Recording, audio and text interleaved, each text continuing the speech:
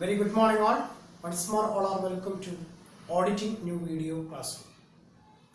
നമുക്കറിയാം ഓഡിറ്റിംഗിന്റെ സിലബസ് എന്ന് പറയുന്നത് ഓഡിറ്റിംഗ് ആൻഡ് കോർപ്പറേറ്റ് ഗവേണൻസ് എന്ന് പറയുന്ന രണ്ട് മെയിൻ ടോപ്പിക് ഇൻവോൾവ് ആണ്.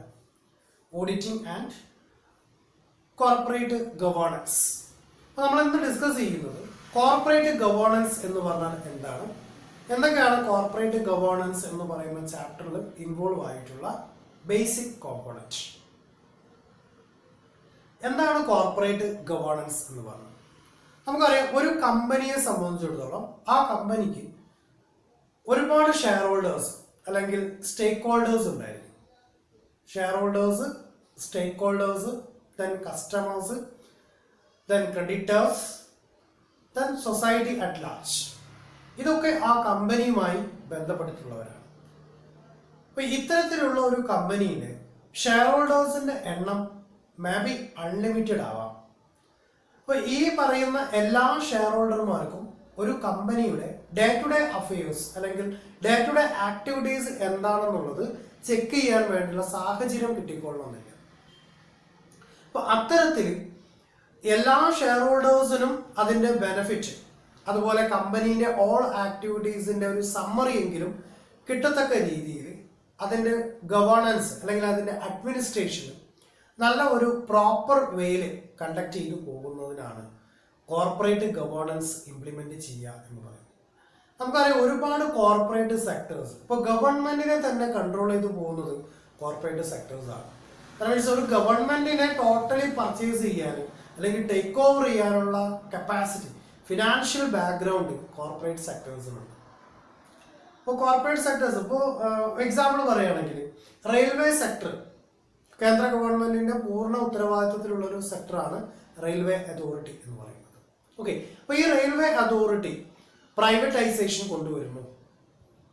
അപ്പൊ അതിന് ഒരുപാട് ഫേവറബിൾ ആയിട്ടുള്ള ഫാക്റ്റും ഉണ്ട്, അതുപോലെ അഗെയിൻസ്റ്റ് ആയിട്ടുള്ള ഫാക്റ്റും ഉണ്ട്. അപ്പോൾ ഫേവറബിൾ ആയിട്ടുള്ള ഫാക്ട് എന്ന് പറഞ്ഞാൽ ഇപ്പോൾ റിലയൻസ് എന്ന് പറയുന്ന കമ്പനി അല്ലെങ്കിൽ ആ ഒരു കോർപ്പറേറ്റ് സെക്ടർ എന്ത് ചെയ്യുന്നു, ഗവൺമെന്റ് ഓഫ് ഇന്ത്യയുടെ റെയിൽവേ സെക്ടർ ടേക്ക് ഓവർ ചെയ്യുന്നു. അപ്പൊ അത് പൂർണ്ണമായും പ്രൈവറ്റൈസേഷൻ ആയി. അപ്പൊ അത് പ്രൈവറ്റൈസേഷൻ ആയി കഴിഞ്ഞാലുള്ള ബെനിഫിറ്റ് എന്താണെന്ന് ചോദിച്ചാൽ, നിലവിൽ ഈ ഒരു എന്താ പറയാ സർവീസ് ഓറിയന്റഡ് ആയ സെക്ടറായ റെയിൽവേക്ക് കുറച്ചും കൂടി ബെനിഫിറ്റ് അക്വയർ ചെയ്യും. ദാറ്റ് മീൻസ് വെഹിക്കിളിന്റെ, അതായത് ട്രെയിനിന്റെ എണ്ണം കൂട്ടും, നിലവിലുള്ള ട്രെയിനിന്റെ ഫെസിലിറ്റീസ് വർദ്ധിപ്പിക്കും. അപ്പോൾ ഗവൺമെന്റിനെ സംബന്ധിച്ചിടത്തോളം ഇപ്പോൾ ഉള്ള വെഹിക്കിൾ അല്ലെങ്കിൽ ആ ട്രെയിനിന്റെ ഫെസിലിറ്റീസ് കൂട്ടിക്കൊടുക്കുക എന്ന് പറഞ്ഞാൽ അതൊരു ലിമിറ്റഡ് ഫാക്റ്റാണ്.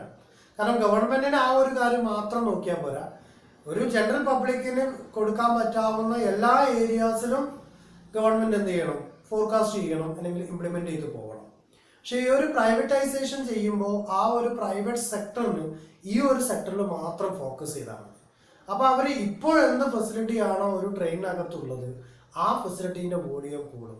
അതിന്റെ പെയിന്റ് മാറ്റുന്നു, അതിന്റെ സീറ്റിംഗ് കപ്പാസിറ്റീസ് മാറ്റുന്നു, അതിന്റെ എയർ കണ്ടീഷൻ സ്ട്രക്ചർ മാറ്റുന്നു, ഫെയറിന്റെ സ്ട്രക്ചർ മാറ്റുന്നു, റണ്ണിങ് ടൈം ചേഞ്ച് ചെയ്യുന്നു, ഓൾ ഫാക്ട് ടോട്ടലി അവർ ചേഞ്ച് ചെയ്യും. അപ്പോൾ ജനറൽ പബ്ലിക്കിനെ സംബന്ധിച്ചിടത്തോളം അവർക്ക് ഫെസിലിറ്റീസ് കൂടിക്കൊണ്ടിരിക്കും. കോർപ്പറേറ്റ് സെക്ടർ ഇത് എടുത്തുകൊണ്ട് അല്ലെങ്കിൽ അതിന്റെ പ്രൈവറ്റൈസേഷൻ സെക്ടറിലേക്ക് പോയി കഴിഞ്ഞു. പക്ഷെ ഇവിടെ നമ്മൾ ശ്രദ്ധിക്കേണ്ടത് കോർപ്പറേറ്റ് ഗവേണൻസ് എന്ന് പറഞ്ഞാൽ കമ്പനിയിലുള്ള അല്ലെങ്കിൽ ആ ഒരു സെക്ടറിലുള്ള മുഴുവൻ ഷെയർ ഹോൾഡേഴ്സിനും, സ്റ്റേക്ക് ഹോൾഡേഴ്സിനും, കൺസ്യൂമേഴ്സിനും, ക്രെഡിറ്റേഴ്സിനും, ഗവൺമെന്റ് അതോറിറ്റീസിനും ഇവരൊക്കെ ആഗ്രഹിക്കുന്ന രീതിയിലുള്ള ബെനിഫിറ്റ് അവർക്ക് പ്രൊവൈഡ് ചെയ്യുക എന്നുള്ളതാണ്. Then corporate governance means the method by which corporate administration procedure is followed for providing justice to the shareholders. അതായത് നല്ല ഒരു അഡ്മിനിസ്ട്രേറ്റീവ് ലെവൽ അഡോപ്റ്റ് ചെയ്തുകൊണ്ട് എല്ലാവർക്കും നീതികരമായ രീതിയിൽ, അതായത് നീതിന്യായം നടപ്പിലാക്കുക എന്നുള്ളതാണ്. All are equal before laws എന്നാണ് കോൺസ്റ്റിറ്റ്യൂഷൻ പറയുന്നത്. അതായത് നിയമത്തിന്റെ മുമ്പിൽ എല്ലാവരും ഒരുപോലെയാണ്. അതുപോലെ തന്നെ ഈ ഒരു administrative level corporate governance implement ചെയ്ത് കഴിഞ്ഞാൽ അതിൽ ഇൻവോൾവ് ആയിരിക്കുന്ന that is shareholder or stakeholders, employees, consumers, suppliers and the society also. Okay, അപ്പൊ ഇവർക്കൊക്കെ എന്താണ് ഈക്വൽ ജസ്റ്റിസ് പ്രൊവൈഡ് ചെയ്യാണ് കോർപ്പറേറ്റ് ഗവേണൻസിലൂടെ ചെയ്യുന്നത്. Isn't it? Corporate governance means the method by which corporate administration procedure is followed for providing justice to the shareholders, stakeholders, consumers, creditors, government and the society. Okay, അപ്പോൾ എല്ലാ ആളുകൾക്കും society as a whole, that means to include the government authority, then consumers or customers, then creditors, stakeholders and shareholders. അപ്പോൾ shareholders ഒക്കെ പല ഭാഗങ്ങളിലായിട്ടായിരിക്കും spread ചെയ്തിരിക്കുക. അപ്പോൾ ഇവർക്ക് എല്ലാവർക്കും എന്ത് ചെയ്യാൻ പറ്റില്ല, ഡേ ബൈ ഡേയില് കമ്പനീൻ്റെ ഹെഡ് ഓഫീസ് ലൊക്കേറ്റ് ചെയ്യുന്ന സ്പെസിഫൈഡ് ലൊക്കേഷനിലായിരിക്കും.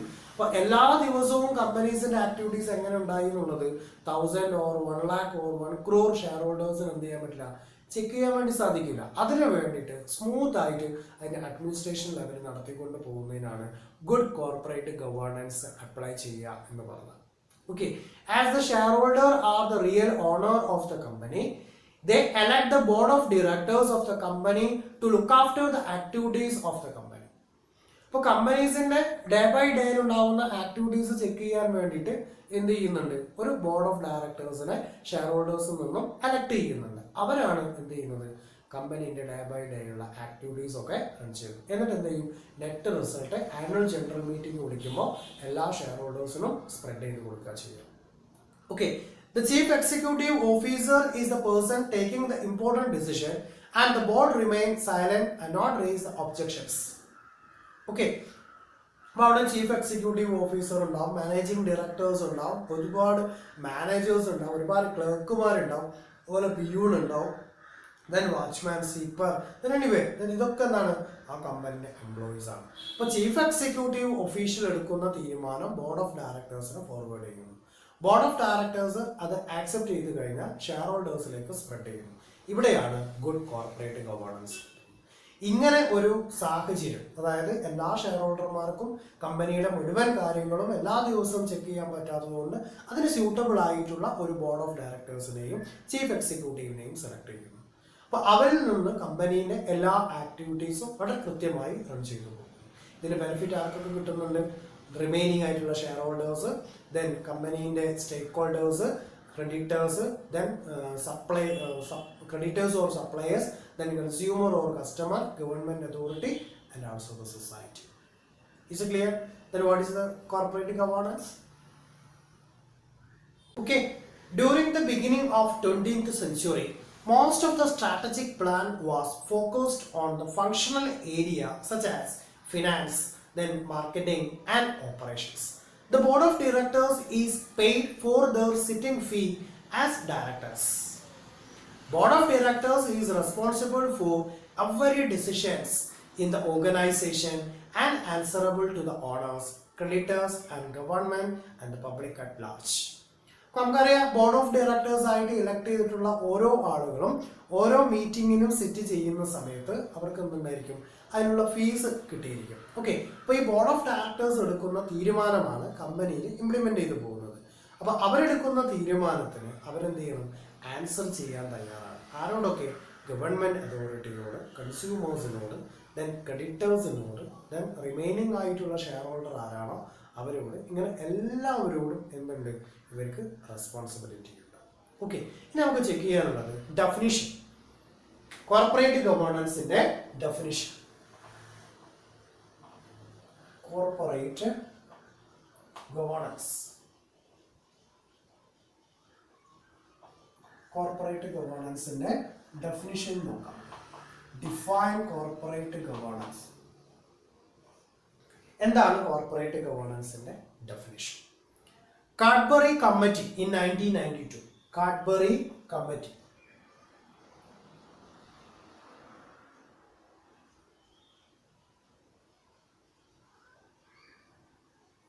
1992 കാഡ്ബറി കമ്മിറ്റി ഒരു ഡെഫിനിഷൻ പ്രൊവൈഡ് ചെയ്തിട്ടുണ്ട്. ഇതിന് ഈ corporate governance. Corporate governance as a system which companies are directed and controlled. അതാണ് കോർപ്പറേറ്റ് ഗവേണൻസ് എന്ന് പറയുന്നത്. ഇതൊരു സിസ്റ്റമാണ്. എന്തിനു വേണ്ടിയിട്ടാണ്? കമ്പനീസിനെ ഡയറക്റ്റ് ചെയ്യാനും അതിനെ കൺട്രോൾ ചെയ്യപ്പെടാനും വേണ്ടി. Corporate governance as a system which companies are directed and controlled. കമ്പനീസിനെ ഡയറക്റ്റ് ചെയ്യുകയും കൺട്രോൾ ചെയ്യപ്പെടുകയും ചെയ്യുന്നതിന് വേണ്ടിയിട്ട് അപ്ലൈ ചെയ്യുന്ന എന്താണ് ഒരു സിസ്റ്റമാണ് കോർപ്പറേറ്റ് ഗവേണൻസ് എന്ന് പറയുന്നത്. അപ്പോൾ നമ്മൾ പറഞ്ഞു കഴിഞ്ഞു ഷെയർ ഹോൾഡേഴ്സിന്, അതായത് ബോർഡ് ഓഫ് ഡയറക്ടേഴ്സ്, ഷെയർ ഹോൾഡേഴ്സിൽ നിന്നും എലക്ട് ചെയ്യുന്ന ബോർഡ് ഓഫ് ഡയറക്ടേഴ്സിന് ഫുൾ റെസ്പോൺസിബിലിറ്റി ഉണ്ട് എന്ന് പറഞ്ഞു. അപ്പോൾ അവരെന്ത് ചെയ്യണം, ഇത് ഇംപ്ലിമെന്റ് ചെയ്ത് കൊടുക്കണം. ഓക്കെ, അപ്പോൾ അത് ഇംപ്ലിമെന്റ് ചെയ്യാൻ വേണ്ടി അവരെന്ത് ചെയ്യുന്നു, ഒരുപാട് ഡയറക്ഷൻസ് ഉണ്ട്, അതുപോലെ അത് കൺട്രോൾ ചെയ്യുന്നു. ഇങ്ങനെ ഡയറക്ഷൻസും കൺട്രോളും അപ്ലൈ ചെയ്യുന്ന ഒരു സിസ്റ്റത്തിനാണ് corporate governance according to Cadbury committee 1992. Okay, അപ്പോൾ കാഡ്ബറി കമ്മിറ്റി പറഞ്ഞിട്ടുള്ള ഡെഫിനിഷൻ പ്രകാരം ഒരു കമ്പനിയെ ഡയറക്റ്റ് ചെയ്യാനും അല്ലെങ്കിൽ അതിനെ കൺട്രോൾ ചെയ്യപ്പെടാനുമുള്ള ഒരു സിസ്റ്റമാണ് കോർപ്പറേറ്റ് ഗവേണൻസ് എന്ന്. Once more, corporate governance as a system which companies are directed and controlled. Is it clear? Next topic, theories of corporate governance. What are the basic theories of corporate governance? ഇപ്പോൾ corporate governance എന്താണെന്നും corporate ഗവേണൻസിന്റെ definition എന്താണെന്നും നമ്മൾ check ചെയ്ത് കഴിഞ്ഞു. നമ്മൾ പോകുന്നത് third part, theories of corporate governance. 4 theories ആണ് ബേസിക് ആയിട്ടുള്ളത്. Agency theory, stewardship theory, stakeholders theory and resource dependency theory. Okay, എന്താണ് ഏജൻസി തിയറി എന്ന് പറഞ്ഞാൽ? നമുക്കൊരു ഈ ഏജന്റിന്റെ റോൾ എന്താണ്? പ്രിൻസിപ്പളിനെ സപ്പോർട്ട് ചെയ്യുന്ന രീതിയിൽ പ്രിൻസിപ്പൾസിന്റെ സെയിം റൈറ്റും പവറും ആണ് ആർക്കുണ്ടാവുക? ഏജൻസിക്ക് ഉണ്ടാവുക. ഓക്കെ, അപ്പൊ ഇവിടെ ഏജൻസി തിയറി എന്ന് പറഞ്ഞാൽ പ്രിൻസിപ്പൽ ആൻഡ് ഏജന്റ് റിലേഷൻഷിപ്പ് ആണ് ഇവിടെ ഉണ്ടാവുക. പ്രിൻസിപ്പൽ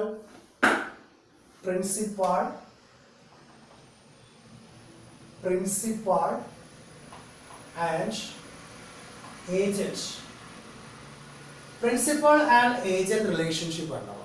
ഇവിടെ ആരായിരിക്കും പ്രിൻസിപ്പൽ എന്ന് പറയുന്നത്? ഷെയർ ഹോൾഡേഴ്സ്, കമ്പനിയുടെ ഷെയർ ഹോൾഡേഴ്സ് ആണ് ഇവിടുത്തെ principal. Then who is the agent? ബോർഡാണ് ഇവിടുത്തെ ഏജന്റ് എന്ന് പറയുന്നത്. അപ്പോൾ ഇവിടെ പ്രിൻസിപ്പൽ ഏജന്റ് റിലേഷൻഷിപ്പ് ആണ് ഏജൻസി തിയറിയിൽ അപ്ലൈ ചെയ്യുന്നത്. അപ്പോൾ ഒരു ഏജന്റിന്റെ ഡ്യൂട്ടീസ്, ഒരു ഏജന്റിന്റെ ലാബിലിറ്റീസ് അല്ലെങ്കിൽ അവരുടെ വർക്ക് എന്ന് പറയുന്നത് ഒരു പ്രിൻസിപ്പൾ എന്താണോ ആക്ട് ചെയ്യുന്നത് അല്ലെങ്കിൽ അദ്ദേഹം എന്താണോ തിങ്ക് ചെയ്യുന്നത് അത് പേപ്പർ വർക്ക് അല്ലെങ്കിൽ അതിനെ കെയിം ടു ആക്ഷനിലേക്ക് കൊണ്ടുവരിക എന്നുള്ളതാണ്. എന്ന് പറഞ്ഞാൽ ഒരു പേപ്പർ വർക്കിനെ ആക്ഷനിലേക്ക് കൺവേർട്ട് ചെയ്ത് പോകലാണ് ഏജന്റിന്റെ ഡ്യൂട്ടീസ് എന്ന് പറയുന്നത്. അപ്പോൾ ഇവിടെ ഒരു ഷെയർ ഹോൾഡേഴ്സ് ആരെല്ലാമാണോ ആ ഷെയർ ഹോൾഡേഴ്സിന്റെ താല്പര്യങ്ങളെ പ്രൊട്ടക്ട് ചെയ്യലും അല്ലെങ്കിൽ അതിനെ എൻകറേജ് ചെയ്ത് പോകലുമാണ് ആരുടെ ഡ്യൂട്ടി? Agent duty. അതായത് ഇവിടുത്തെ ബോർഡ് ഓഫ് ഡയറക്ടേഴ്സിന്റെ. അതാണ് ഈ പറയുന്ന കോർപ്പറേറ്റ് ഗവേണൻസിന്റെ ഫസ്റ്റ് തിയറി പറയുന്നത് ഏജൻസി തിയറി എന്ന് പറയുന്നത്. ഇവിടെ the relationship exist on the basis of principal and agent. ഒരു ഏജന്റും പ്രിൻസിപ്പളും തമ്മിലുള്ള റിലേഷൻഷിപ്പ് ആണ് ഇവിടെ ഉണ്ടായിരിക്കുക. അപ്പോൾ ആ ഒരു പ്രിൻസിപ്പളിന്റെ റൈറ്റ് അല്ലെങ്കിൽ അവരുടെ ആക്ടിവിറ്റീസ് അത് കൺട്രോൾ ചെയ്യുക അല്ലെങ്കിൽ അതിനെ ഡയറക്റ്റ് ചെയ്ത് പോവുക എന്നുള്ളത് ഏജന്റിന്റെ ഡ്യൂട്ടി ആയിട്ട് വരുന്നു. എന്താണ് കോർപ്പറേറ്റ് ഗവേണൻസ് എന്ന് പറഞ്ഞാൽ? It is a system. അതൊരു സിസ്റ്റമാണ്. എന്തിനാണ് ആ സിസ്റ്റം അപ്ലൈ ചെയ്യുന്നത്? For direction and controlling activities. Okay, second one, stewardship theory. എന്താണ് സ്റ്റീവാർഡ്ഷിപ്പ് തിയറി എന്ന് പറഞ്ഞാൽ? ഇവിടെ സ്റ്റീവാർഡ് ആയിട്ട് വർക്ക് ചെയ്യുകയാണ്. ആരാണ് ഇവിടെ സ്റ്റീവാർഡ് ആയിട്ട് വർക്ക് ചെയ്യുക എന്ന് പറഞ്ഞാൽ? അവിടുത്തെ മാനേജേഴ്സ് അല്ലെങ്കിൽ ആ കമ്പനീന്റെ ഡയറക്ടർ ബോർഡ് അല്ലെങ്കിൽ ബോർഡ് ഓഫ് ഡയറക്ടേഴ്സ് ആയിരിക്കും ഇവിടെ നയിക്കുക, സ്റ്റീവാർഡ് ആയിട്ട് വർക്ക് ചെയ്യുക. Under this theory manager act as steward. Managers are basically motivated by owners interest. അപ്പോൾ ഇവിടെ എന്തുണ്ടാവും? ഷെയർ ഹോൾഡേഴ്സ് ഉണ്ടായിരിക്കും. ഓക്കെ, അപ്പൊ നേരത്തെ കേസിൽ ഷെയർ ഹോൾഡറും ബോർഡുമാണുള്ളത്. ഇവിടെ സ്റ്റീവാർഡ്ഷിപ്പ് തിയറി എന്ന് പറയുന്നിടത്ത് ഇവിടെ എന്തുണ്ടാവും? ഷെയർ ഹോൾഡേഴ്സ് ഉണ്ടായിരിക്കും. അപ്പൊ ആ ഷെയർ ഹോൾഡേഴ്സ് അഥവാ ഓണേഴ്സ് ഉണ്ടായിരിക്കും. ഓണേഴ്സിന്റെ ഇൻട്രസ്റ്റ്, അതായത് അവരുടെ ഓരോ പ്രവൃത്തിയാല് അല്ലെങ്കിൽ അവരുടെ ഓരോ വാക്കിനാല് മാനേജേഴ്സ് എന്താണ്? മോട്ടിവേറ്റഡ് ആണ്. അപ്പോൾ മാനേജേഴ്സ് എന്ത് ചെയ്യും? ഇവർക്ക് വേണ്ടിയിട്ട് വർക്ക് ചെയ്യും. അപ്പോൾ ഇവിടെ owner then manager, stewardship. First of all principal and agent, second one owner and manager. Okay, അപ്പോൾ ഇവിടെ പ്രിൻസിപ്പാളും ഏജന്റും ആണെങ്കിൽ ഇവിടെ ഓണറും മാനേജറുമാണ്. അപ്പോൾ മാനേജർ എന്ത് ചെയ്യുന്നു? സ്റ്റീവാർഡിനെ പോലെ ആക്ട് ചെയ്യാണ് ചെയ്യുന്നത്. The role of management is to facilitate and explore. Managers have a great attachment towards the company. They focus on empowering the people and making the job more challenging and motivating. അപ്പോൾ വളരെ crucial ആയിട്ടുള്ള റെസ്പോൺസിബിലിറ്റിയും അതുപോലെ റൈറ്റും പവറൊക്കെ ഉണ്ടായിരിക്കും managers. അതൊക്കെ time to ടൈമിൽ complete ചെയ്ത് പോകേണ്ടത് ഓരോ മാനേജേഴ്സിൻ്റെയും ഡ്യൂട്ടീസാണ്. അപ്പോൾ ഇവിടെ എന്തായിരിക്കും? കോർപ്പറേറ്റ് ഗവേണൻസ് സക്സസ്ഫുൾ ആയിട്ട് റൺ ചെയ്ത് പോകാൻ. മൂന്നാമത്തെ ഫാക്ട് എന്താ പറഞ്ഞത്? സ്റ്റേക്ക് holders theory. Stakeholders theory ആരാണ് സ്റ്റേക്ക് ഹോൾഡേഴ്സ് എന്ന് പറയുന്നത്? ഒരു കമ്പനിയെ സംബന്ധിച്ചിടത്തോളം രണ്ട് ടൈപ്പിലാണ് സ്റ്റേക്ക് ഹോൾഡേഴ്സ് ഉണ്ടാവുക. 2 types. That is either primary then secondary. Primary or internal, secondary or external. Okay. ഇപ്പോൾ രണ്ട് ടൈപ്പിൽ സ്റ്റേക്ക് ഹോൾഡേഴ്സ് ഉണ്ടായിരിക്കും. Primary or internal and secondary or external stakeholders ഉണ്ട്. അപ്പൊ ആരെല്ലാമാണ് ഈ പ്രൈമറി സ്റ്റേക്ക് ഹോൾഡേഴ്സ് എന്ന് ട്രീറ്റ് ചെയ്തു പോകുന്നത് നോക്കാം. Okay, then investors. കമ്പനിയിൽ ഇൻവെസ്റ്റ് ചെയ്യുന്ന investors, customers, employees, then suppliers or creditors are the primary stakeholders of the company. Okay, then what are the secondary?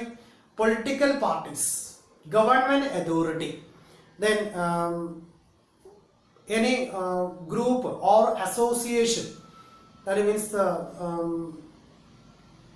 association, trade association, government and political unit are under the secondary or external stakeholders group. So it is the combination of different theoretical considerations such as ethics cure, fiduciary relationship, social contract theory and theory of property right, etc. Okay, അപ്പൊ ഇതിന്റെ ഒക്കെ ഒരു combination ആണ് ഇവിടെ കടന്നു വരുന്നത്. അപ്പൊ ഈ പ്രൈമറി ലെവലിലുള്ള സ്റ്റേക്ക് ഹോൾഡേഴ്സും സെക്കൻഡറി ലെവലിലുള്ള സ്റ്റേക്ക് ഹോൾഡേഴ്സിനെയും സാറ്റിസ്ഫൈ ചെയ്തു പോവാൻ ബോർഡ് ഓഫ് ഡയറക്ടേഴ്സ്, അതായത് ഷെയർ ഹോൾഡേഴ്സിൽ നിന്നും എലക്റ്റഡ് ആയിട്ടുള്ള ആളുകൾ എന്തായിരിക്കണം? എല്ലായ്പ്പോഴും വില്ലിംഗ് ആയിരിക്കണം. Okay, according to this theory not only the shareholders but also other stakeholders are eligible for fair return from the organization. Okay, അപ്പോൾ നമ്മൾ ഷെയർ ഹോൾഡേഴ്സ് അല്ലെങ്കിൽ കമ്പനീന്റെ ഓണർ എന്ന് പറയുന്ന ആളുകൾ മാത്രമല്ല ഈ ഒരു തിയറി പ്രകാരം എന്തുണ്ടാവേണ്ടത്? ഗവേണൻസിന്റെ ബെനിഫിറ്റ് കിട്ടേണ്ടത്. അപ്പോൾ ഒരു ഓർഗനൈസേഷന് ബെറ്റർ റിസൾട്ട് ആഗ്രഹിക്കുന്നവർ സ്റ്റേക്ക് ഹോൾഡേഴ്സും ഉണ്ട്. സ്റ്റേക്ക് ഹോൾഡേഴ്സിനെ 2 കാറ്റഗറി ആയിട്ട് തിരിച്ചു, പ്രൈമറി ആൻഡ് സെക്കൻഡറി എന്ന് പറയും. ഇനി ലാസ്റ്റ് പോയിന്റിൽ പറയുന്നത് resource dependency theory. What is resource dependency theory? അപ്പോൾ അവിടെ നിന്ന് നമുക്ക് കിട്ടേണ്ടത് അതിന്റെ ബെനിഫിറ്റ് ആണ്. ദാറ്റ് മീൻസ് അതിന്റെ പ്രോഫിറ്റബിലിറ്റി. എല്ലാവർക്കും പ്ലാൻ ചെയ്യണം. The theory emphasizes on the fact that board has a crucial role in attaining the profitability and overall strategic development of the firm. അപ്പോൾ ഒരു ഫേമിന്റെ ഓവറോൾ ഡെവലപ്മെന്റും ഫേമിന്റെ പ്രോഫിറ്റബിലിറ്റിയും ഉണ്ടാക്കിയെടുക്കുക എന്നുള്ളത് ഓരോ മാനേജേഴ്സിന്റെയും വളരെ ഇമ്പോർട്ടൻ്റ് ആയിട്ടുള്ള റോളാണ്. അപ്പോൾ ഇവിടെ മാനേജേഴ്സിനാണ് പവർ ഉള്ളത്. ഓക്കെ, അപ്പോൾ ഷെയർ ഹോൾഡേഴ്സ് മോട്ടിവേറ്റ് ചെയ്തുകൊണ്ട് മാനേജേഴ്സ് ആക്ട് ചെയ്യുന്നു. മാനേജേഴ്സ് എന്ത് ചെയ്യണം? പ്രോഫിറ്റബിലിറ്റി കൂട്ടണം. അതേസമയം കണ്ടിന്യൂസ് ഇംപ്രൂവ്മെന്റ് കൊണ്ടുവരണം. കണ്ടിന്യൂസ് ഇംപ്രൂവ്മെന്റ് അപ്ലൈ ചെയ്തുകൊണ്ട് നല്ല ഡെവലപ്മെന്റ് ആ ഫേമിനകത്ത് കൊണ്ടുവരിക എന്നുള്ളതാണ് ഈ പറയുന്ന റിസോഴ്സ് ഡിപ്പെൻഡൻസി തിയറി എന്ന് പറയുന്ന ഫാക്ടിൽ പറയുന്നത്.